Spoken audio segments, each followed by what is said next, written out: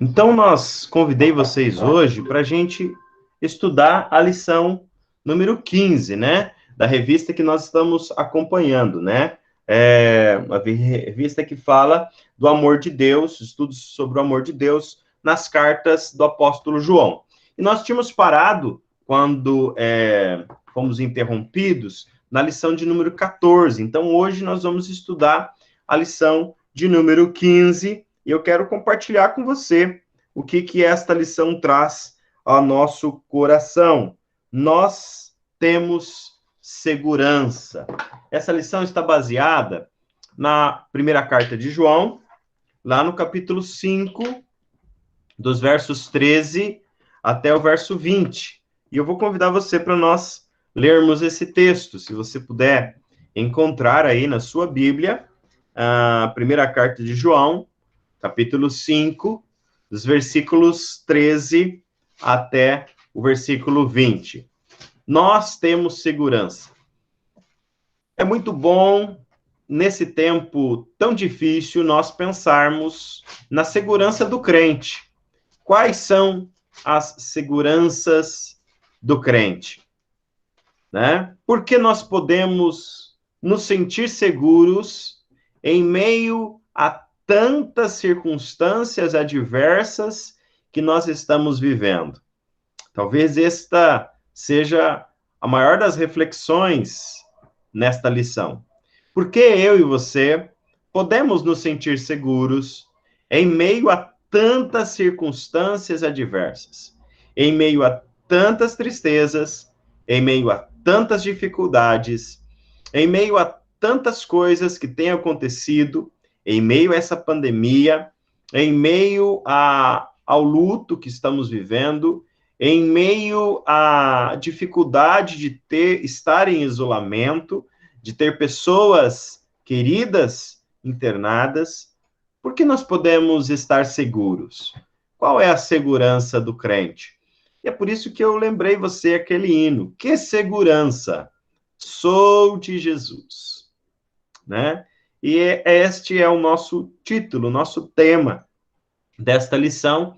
E eu quero convidar você para refletir sobre as seguranças que o apóstolo João coloca aqui nestes versículos. Há, pelo menos, 3 seguranças que falam ao nosso coração nesse tempo de adversidade. Vamos ler o texto? 1 João, capítulo 5, a partir do versículo 13, eu estou lendo na Almeida, século 21. O texto diz assim: Eu vos escrevo estas coisas, a vós, que credes no nome do Filho de Deus, para que saibais que tendes a vida eterna. E esta é a confiança que temos nele. Se pedimos alguma coisa, segundo sua vontade, ele nos ouve. Se sabemos que nos ouve em tudo o que pedimos, sabemos que já alcançamos o que temos pedido. Se alguém vir seu irmão cometer algum pecado que não é para a morte, pedirá a Deus e Deus dará vida ao que cometeu o pecado. Este é o caso dos que não pecam para a morte. Há pecados para a morte, e por esse não digo que ore. Toda injustiça é pecado, e há pecado que não é para a morte. Sabemos que todo o que é nascido de Deus não vive pecando. Pelo contrário, aquele que nasceu de Deus, Deus o guarda e o maligno não o toca. Sabemos que somos de Deus e que o mundo inteiro jaz no maligno. Sabemos também que o Filho de Deus já veio e nos deu entendimento para conhecermos aquele que é verdadeiro, e estamos naquele que é verdadeiro, isto é, em seu Filho Jesus. Este é o verdadeiro Deus e a vida eterna. Quero te convidar para orar neste momento. Feche seus olhos e peça ao Espírito Santo de Deus que fale ao seu coração nesta manhã. Pai de amor, em o nome de Jesus, nós te damos graças, ó Pai, por podermos estar aqui reunidos com teus filhos, ó Pai querido, com aqueles que o Senhor tem chamado, ó Pai, para andar na tua presença. Louvo a ti, ó Pai querido, por cada vida, cada irmão nesta manhã. E agora, Senhor, nós pedimos que o teu Espírito Santo possa ministrar em nossos corações, falar conosco, Pai, e nós possamos ouvir a tua palavra e ser ministrados pelo teu Espírito. Ó Deus de amor, obrigado, ó Pai, pela segurança que há em Cristo Jesus. Faça-nos, ó Pai, compreender e crer nesta segurança. É o que nós oramos, Paizinho, em o nome de Jesus. Amém e amém. Amém? Se você tiver alguma pergunta, você poderá anotar aí, nós vamos compartilhar no final.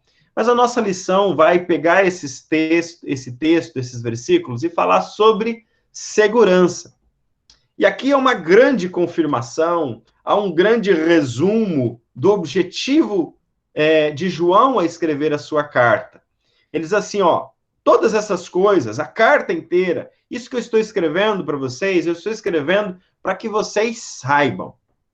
Então aqui o objetivo dele é dar conhecimento aos leitores dele das verdades, da segurança do crente.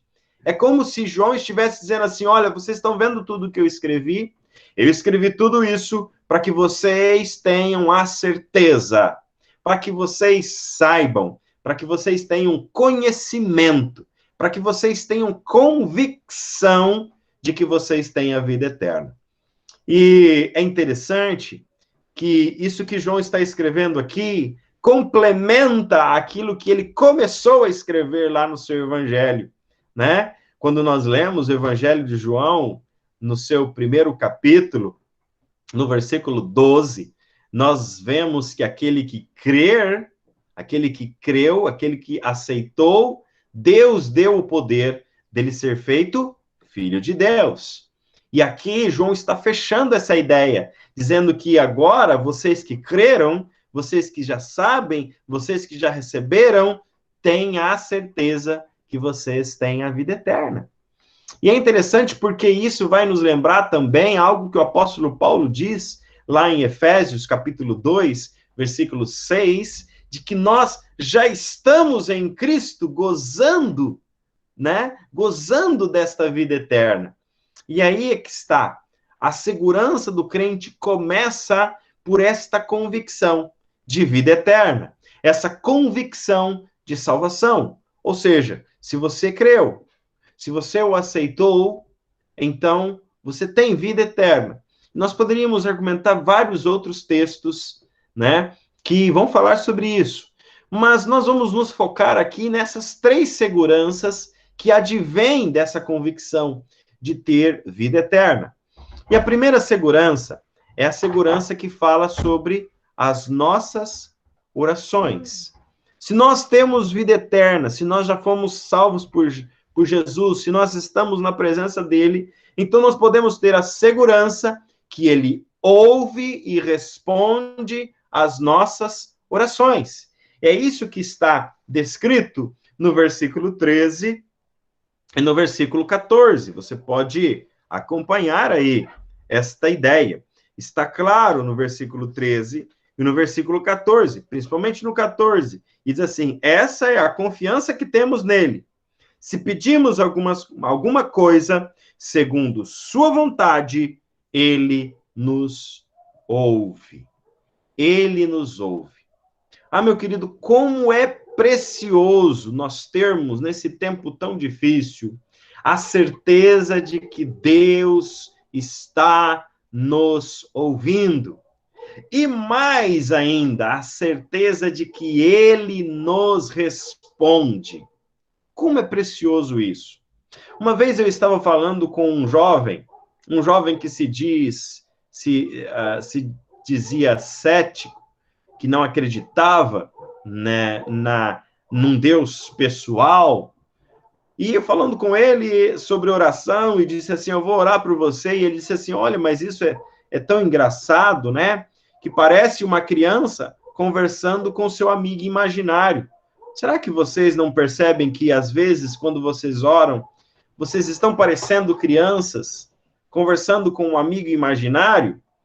E eu disse assim, olhei para ele e falei assim, pode até ser, mas o problema é que o meu amigo imaginário responde às minhas orações. O problema é que o meu amigo, que você diz que é imaginário, atende às minhas orações, me dá resposta. E daí ele ficou sem palavras, né? Porque esta é a grande diferença daqueles que estão em Cristo Jesus. Eles oram a Deus e Deus responde às suas orações. E nós temos a certeza que ele responde, porque ele fala e mostra os nossos corações. Às vezes, ele nos responde nos atendendo com aquilo que nós pedimos, né? Mas às vezes ele nos responde confortando o nosso coração em relação àquilo que nós pedimos. Então essa é a primeira certeza, primeira segurança que o apóstolo João vai destacar aqui para nós. A certeza e a confiança de que se nós estamos em Deus, ou seja, se ele nos concedeu aquilo que é maior, que é a salvação em Cristo Jesus, como ele não nos concederá aquilo que é menor, aquilo que nós pedimos, coisas que às vezes estão nos afligindo no nosso dia a dia, coisas que às vezes estão complicando o nosso viver, coisas que às vezes estão pesando o nosso coração, coisas que às vezes nós carecemos e nós necessitamos. Como ele não nos atenderá nestas coisas menores? Ou seja, o Deus que é todo-poderoso, que já nos deu a salvação, que é o grande bem maior que ele pode nos conceder, como ele não nos atenderá nas coisas pequenas. E é interessante perceber que isso vem de encontro ao que Jesus disse, né? Jesus disse o seguinte, olha, o vosso pai sabe de tudo que vocês precisam. Vosso pai sabe. O vosso pai cuida do passarinho, dá alimento para o passarinho. Vosso pai cuida do lírio do campo, veste o lírio do campo. Como ele não vai te atender nas coisas que você necessita? E ele sabe quais são as suas necessidades, as suas necessidades físicas, as suas necessidades psicológicas, as suas necessidades espirituais, as suas necessidades relacionais. Ele sabe o que você precisa, ele vai te atender. Mas é necessário que nós oremos. Porque quando nós oramos, nós estamos dizendo para Deus que nós reconhecemos que ele é quem pode dar o que nós necessitamos. Então, por isso nós oramos. Por isso que o apóstolo Paulo vai dizer assim, ó, sejam em tudo conhecidas as vossas necessidades diante de Deus, com orações e súplicas. Por quê? Não que Deus precisa saber exatamente, ou ele não saiba daquilo que eu estou passando, daquilo que eu estou precisando, mas porque quando eu oro e peço a ele, eu estou reconhecendo que ele é o dono, que ele é o Senhor, e que somente ele pode me dar aquilo que eu preciso. E aqui está o grande problema que afronta a Deus, né? A idolatria. Por isso que a idolatria afronta a Deus. Porque quando alguém está pedindo algo a um ídolo, quando alguém está pedindo algo a alguém que não pode atender, quando alguém está orando por outro intercessor, quando alguém está clamando por outra via, tentando chegar a Deus por outro acesso, essa pessoa está dizendo que não é Deus quem pode fazer, que não é Deus quem pode dar, que não é Jesus o intercessor. Essa pessoa está declarando que ele crê que existe outra forma de ser atendido, e não a Deus. Então esse é o grande problema da idolatria, né? Que afronta Deus, e por isso que Deus se ira com a idolatria, quando as pessoas tentam encontrar o favor de Deus, mas não pela via de Deus, por outra via que elas inventam. Então, aqui está a primeira segurança do crente. Lógico que nós precisamos fazer um parênteses aqui. Deus ouve e responde todas as nossas orações. Isto é fato. É verdade plena do Evangelho. Porém, muitas vezes, nós não entendemos a sua resposta. E por isso nós precisamos deixar registrado que Deus responde a nossa oração pelo menos de 3 formas, né? Deus responde a nossa oração pelo menos de 3 formas. Deus responde a nossa oração positivamente, então quando ele diz sim e nos atende naquilo que nós pedimos, né? E nós podemos citar alguns exemplos, por exemplo, a libertação do povo no Egito, né? O povo orou, clamou ao Senhor, e o Senhor ouviu a sua oração e atendeu, e enviou Moisés e retirou eles daquela escravidão. Nós podemos citar outras orações, por exemplo, Elias, né? E o fogo descendo do céu ali, consumindo aquele holocausto. Podemos citar Josué e o sol parando, né? Podemos citar outros homens de Deus que tiveram as suas orações atendidas imediatamente até por Deus, né? E essa é outra coisa interessante. Deus responde com sim, mas responde com sim no tempo dele. Deus respondeu a oração do povo no Egito, mas ainda levou 40 anos, até que ele preparasse Moisés, e Moisés fosse para o Egito, né, e ficasse lá no deserto, depois voltasse, até que eles saíssem. Demorou um tempo. Então, Deus responde a nossa oração positivamente, porém, mesmo numa resposta positiva de Deus, ela pode ser imediata, ou ela pode demorar um pouco. Mas a verdade é que também Deus responde a nossa oração com um não, negativamente, dizendo assim, não, eu não vou atender o que você está pedindo. Isso também é verdade, e nós encontramos isso na palavra de Deus, né?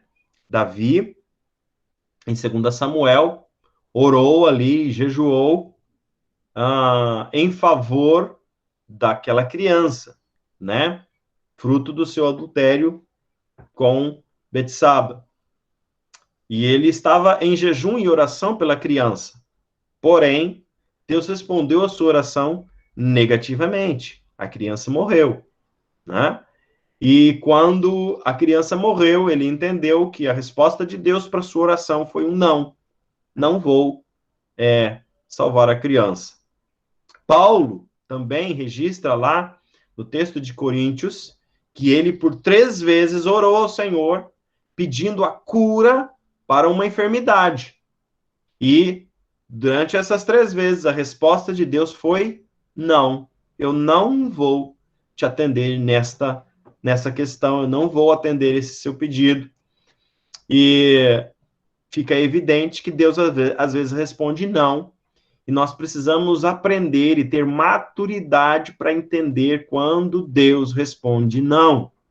Eu até um dia, faz um tempo já, estava escrevendo um texto, porque em alguns momentos da minha vida, eu também entendi que Deus respondeu não para algumas questões da minha vida, que eu coloquei diante de Deus. E isso me levou a começar a escrever um texto. E o título era Quando Deus Responde Não. E nós precisamos aprender como viver quando Deus responde não.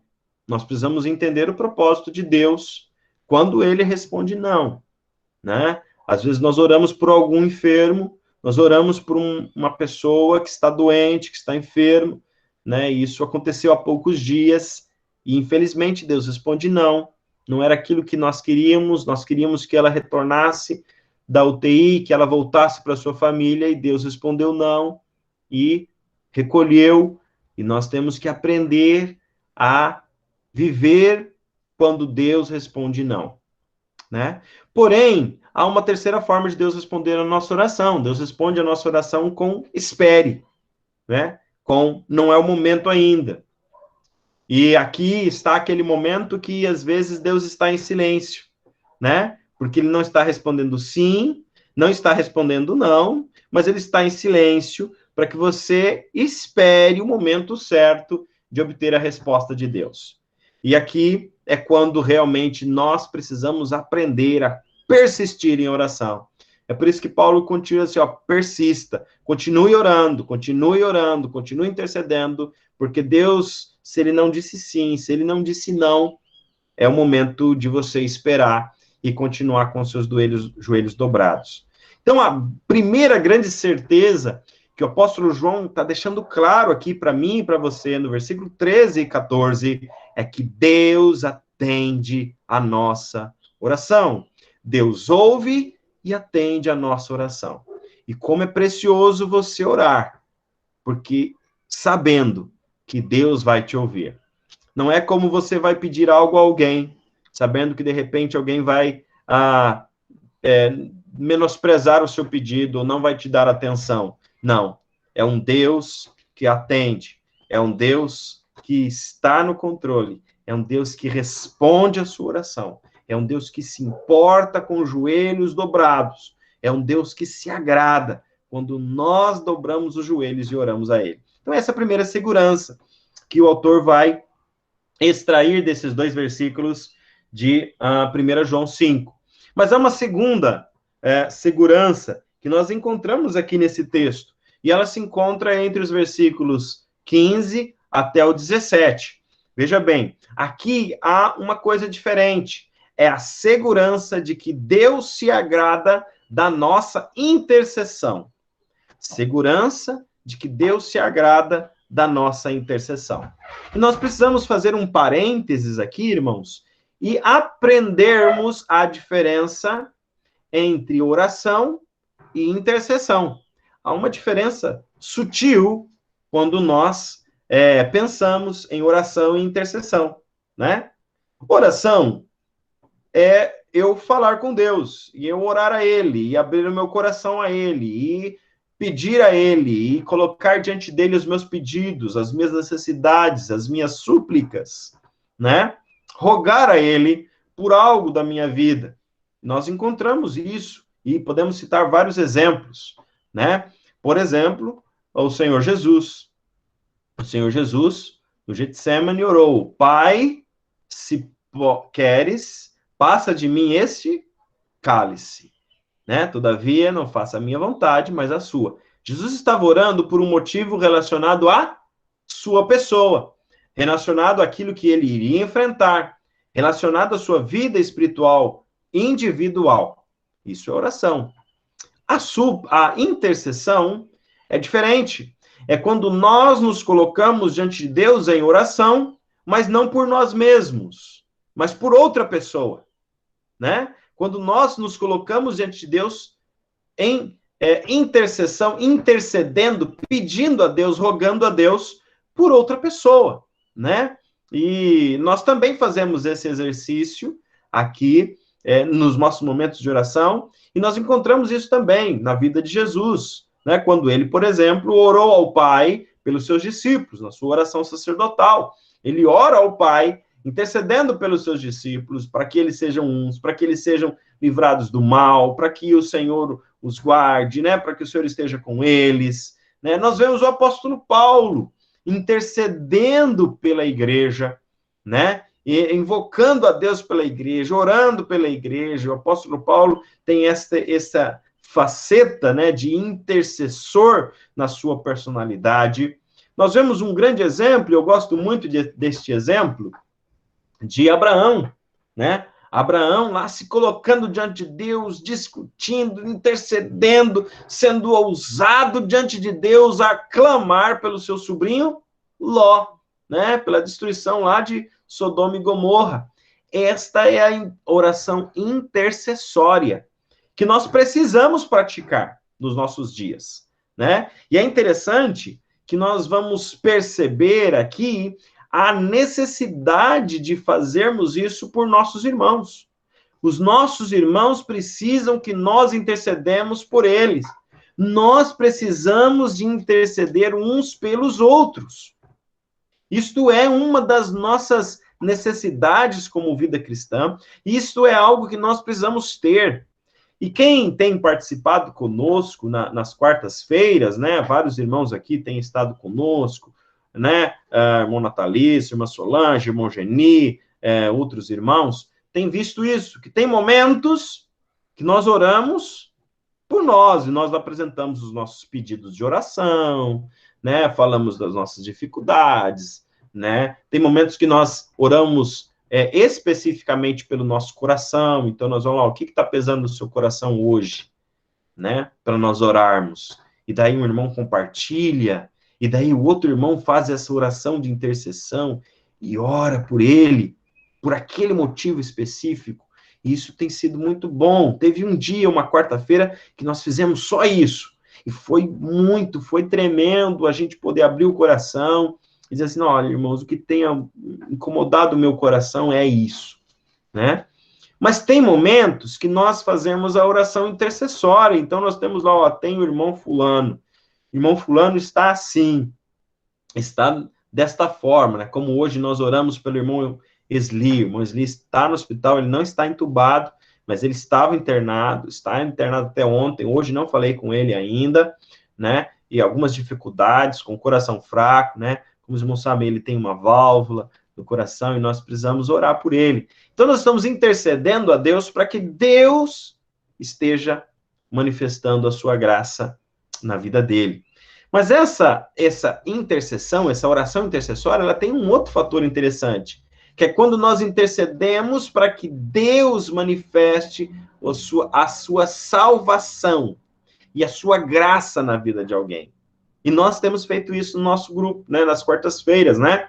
Quando nós oramos lá pela família do irmão Natalício, para que eles encontrem a salvação, os seus netos, né? Que eles creiam, pela família da irmã Geni. Então, essa é uma oração intercessória, né? Que nós estamos orando para que alguém creia, nós estamos orando para que alguém seja salvo, nós estamos orando para que a salvação de Deus se manifeste na vida de alguém. E nós precisamos fazer esse tipo de oração. Isso é necessário, né? Também tem uma função de orar por aquelas pessoas que estão em pecado, por aquelas pessoas que estão fracas espiritualmente, que às vezes caíram, que às vezes estão com dificuldade para se levantar. Nós precisamos orar por elas. É interessante que o autor da revista vai citar o livro, a frase de Tiago, né? Ele diz assim, a oração de fé salvará o doente, né? E é verdade, a oração de fé salvará o doente, mas não só o doente físico, mas o doente espiritual também.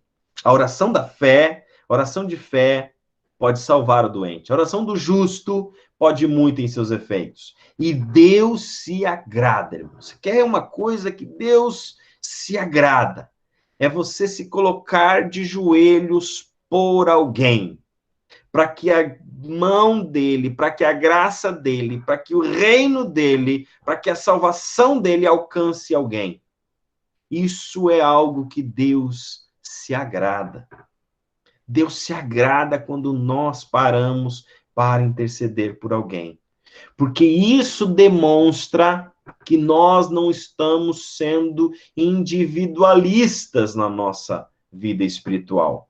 E que nós não estamos sendo egoístas, apenas pedindo para nós. Isso demonstra o nosso altruísmo cristão, em clamar por outro. E isso é tão fantástico, né? Porque às vezes nós temos dificuldades, nós temos a nossa angústia, nós temos os nossos problemas, nós temos as nossas dores, mas em alguns momentos nós esquecemos de tudo que nós temos, que está pesando no nosso coração, e nos colocamos diante de Deus, não por nós, mas por outro. E Deus se agrada quando nós intercedemos por alguém. Isso é a oração que mais Deus responde, né? Porque é a oração que vai de encontro à vontade dele. Qual é a vontade de Deus? Que todos se salvem, que todos cheguem ao arrependimento. Qual é a vontade de Deus? A nossa santificação.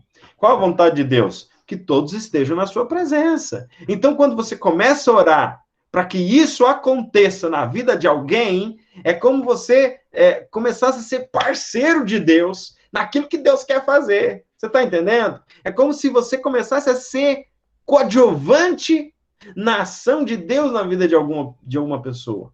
E isso alegra o coração de Deus. Faz o seu coração transbordar de alegria.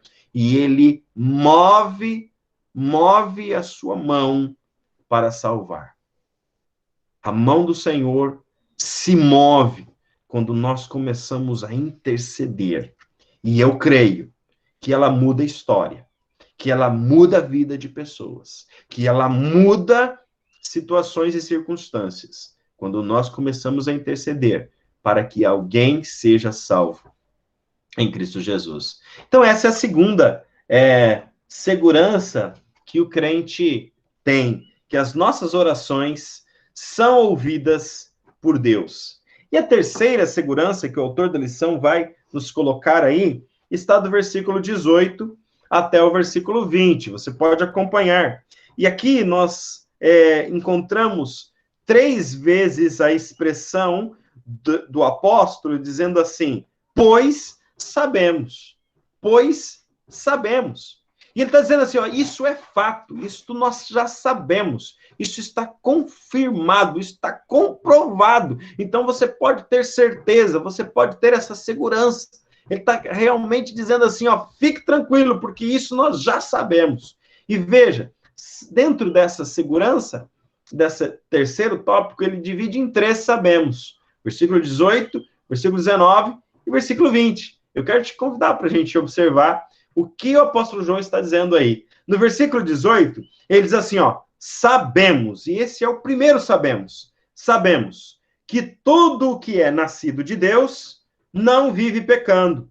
Pelo contrário, aquele que nasceu de Deus, aquele que nasceu, Deus o guarda e o maligno não o toca.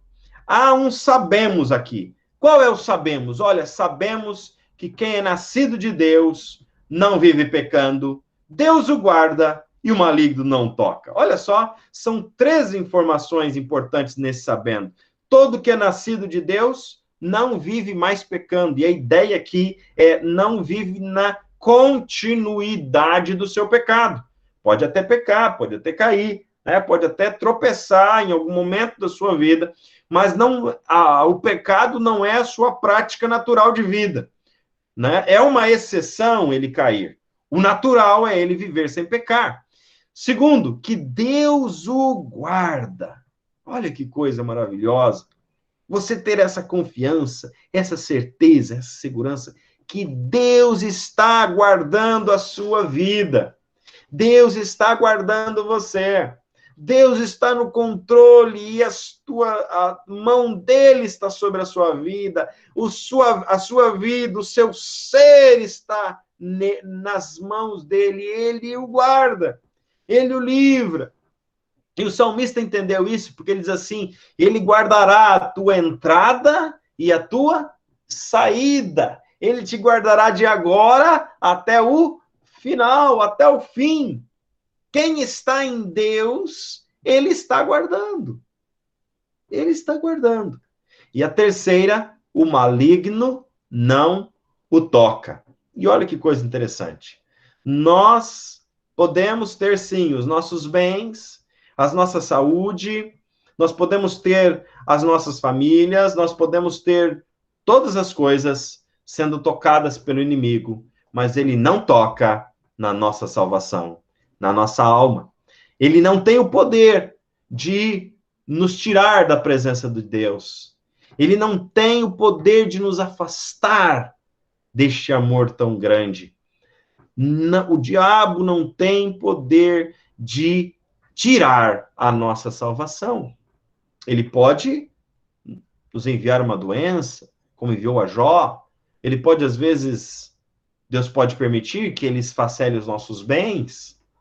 Deus pode permitir até que ele leve alguém dos que nós amamos, mas ele não pode mexer na nossa alma.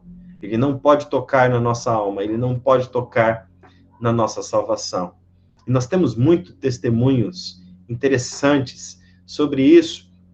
Um deles é de um pastor de Florianópolis que se converteu, e ele conta que ele veio da magia negra. E quando ele era da magia negra, ele fazia trabalhos com defuntos no cemitério. Ele violava túmulos. E teve um tempo que ele foi encomendado, uma pessoa, um empresário, pediu um trabalho para ele, e esse trabalho precisava ser feito com uma jovem, uma moça, virgem.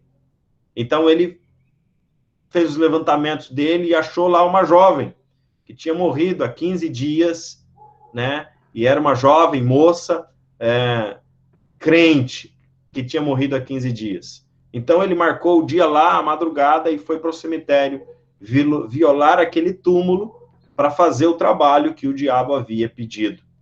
E quando ele está lá, que ele chega diante do túmulo, ele começa a mexer no túmulo, ele recebe a presença do diabo, e o diabo interrompe ele, empurra ele, diz assim que ele cai sentado, e o diabo olha para ele e fala assim, rapaz, você tá doido? Nesse túmulo você não pode mexer, porque esse túmulo não pertence a gente, esse túmulo é do cara lá de cima, essa é a expressão que ele usa no testemunho, e você não pode mexer, você precisa encontrar outro túmulo, aqui você não pode mexer. E daquele dia em diante, ele começou a questionar, mas como assim? Então tem uma pessoa que é mais forte que você? Né? E daí foi o início do movimento de conversão na vida desse pastor, um pastor de Florianópolis. Então, o diabo não pode tocar na nossa alma, na nossa salvação. Mas há um segundo sabemos, no verso 19. O verso 19 diz assim, sabemos que somos de Deus e que o mundo inteiro jaz do maligno. Então, aqui há um segundo sabemos. Qual é o sabemos aqui? Sabemos que há uma divisão. Sabemos que há um povo que pertence a Deus, que é, como diz o apóstolo Pedro, é propriedade de Deus, é nação escolhida, é povo eleito, é lavoura de Deus, como diz o apóstolo Paulo, é morada de Deus, como diz o apóstolo Paulo, e sabemos que há um resto que jaz do maligno, que pertence ao inimigo, que já estão nas trevas, que não pertencem a Deus. Então há uma segurança para aqueles que já estão em Cristo Jesus. São de Deus, pertencem ao Senhor Jesus, pertencem a Deus. O diabo não toca, como diz o verso anterior, mas além disso, eles são propriedade exclusiva de Deus, como diz o texto de 1 Pedro 2, 9.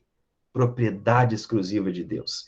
E há um terceiro, sabemos, que é o verso 20, né? Sabemos também que o Filho de Deus já veio e nos deu entendimento para conhecermos aquele que é verdadeiro. E estamos naquele que é verdadeiro, isto é, em seu Filho, Cristo Jesus. Este é o verdadeiro e Cristo e a vida eterna. O terceiro sabemos é um sabemos que sabemos, Jesus já veio, foi encarnado, esteve aqui, morreu pelo nosso pecado e nós estamos nele.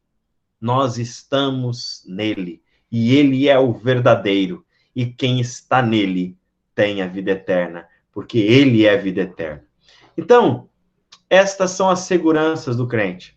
O apóstolo João termina dando esse conforto aos seus leitores, dizendo assim, olha, vocês precisam ter essa certeza, vocês precisam andar com essa segurança na sua mão, na sua mente. Porque quando nós andamos com esta segurança, então nada pode abalar a nossa fé, nada pode nos tirar da presença dele. E essa é a segurança que nós encontramos no apóstolo Paulo, quando ele escreve lá, quem me separará do amor de Deus? Se a altura, a profundidade, os poderes do presente, do porvir, nada pode me separar, nem os inimigos, nada pode nos tirar da presença dele. Esta é a segurança que nós precisamos ter para esse tempo difícil. Não importa qual seja a circunstância, Não importa o que esteja acontecendo. Não importa o que você esteja vivendo, passando. Não importa o que você tenha feito na sua vida. Se você está em Cristo Jesus, você pode ter esta segurança de que Ele ouve a tua oração e responde. De que Ele ouve e responde a tua intercessão. De que o diabo não te toca, porque Ele te guarda. De que Ele está com você e de que você está em Cristo Jesus. Nós estamos em Cristo Jesus.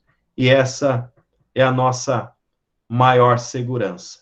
Nada neste mundo pode abalar a nossa fé.